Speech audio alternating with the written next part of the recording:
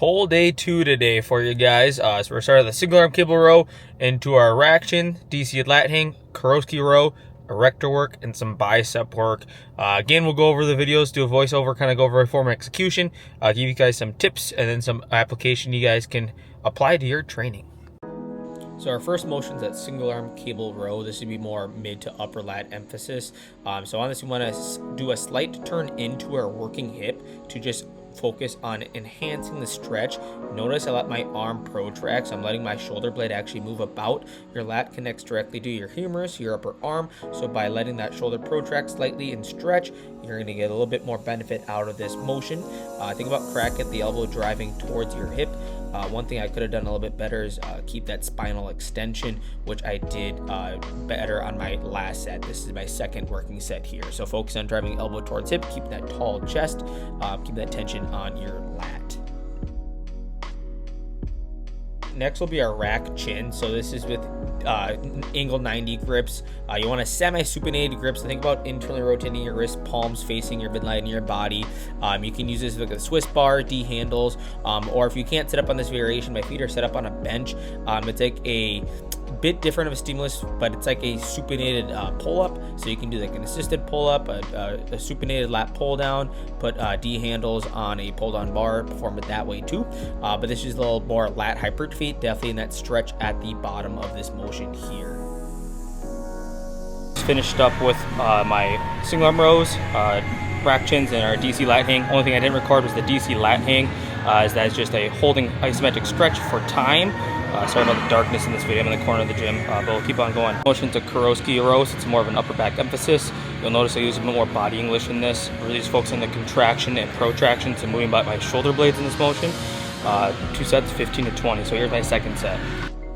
As just mentioned, this is my second set with 225 here on the Kurowski row. On this, we're thinking about scapular protraction and retraction. So think of moving about your shoulder blades. An emphasis on that stretch at the bottom of the rep. Notice how I let my arms fully extend at the elbow. Then I lean my elbows back as I retract. Think about retracting hard. Towards the end of the reps here, you can see my body English kind of gets into it. A little more erectors are worked, which is totally okay with this scenario here, where I want to keep emphasis in the upper back. But if it goes down to more mid back, I get a little bit of an added stimulus that way too. Next up will be our first bicep motion. This is my second set of 10 to 15 with a dumbbell concentration curl. So you really want to focus on driving your elbow into your inner thigh there, then cracking that at the elbow, driving that dumbbell towards your opposite side of your pec.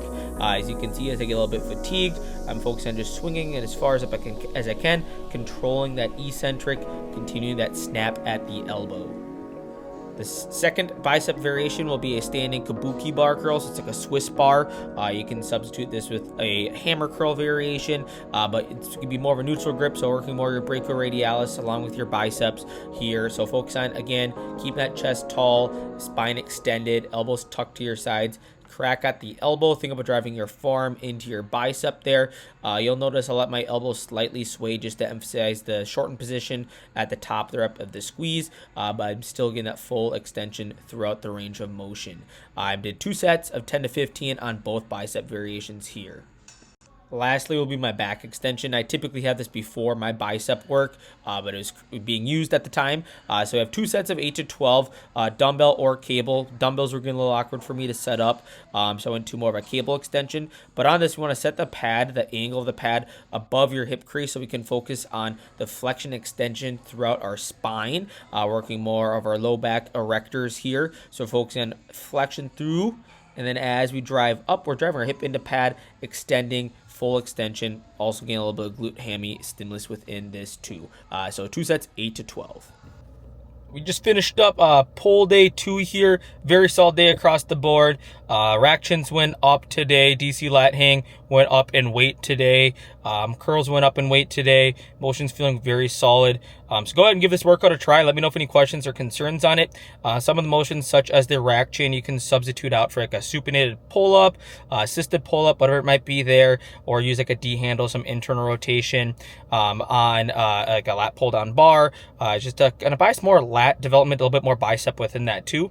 So let me know if any questions or concerns. Let's keep on growing.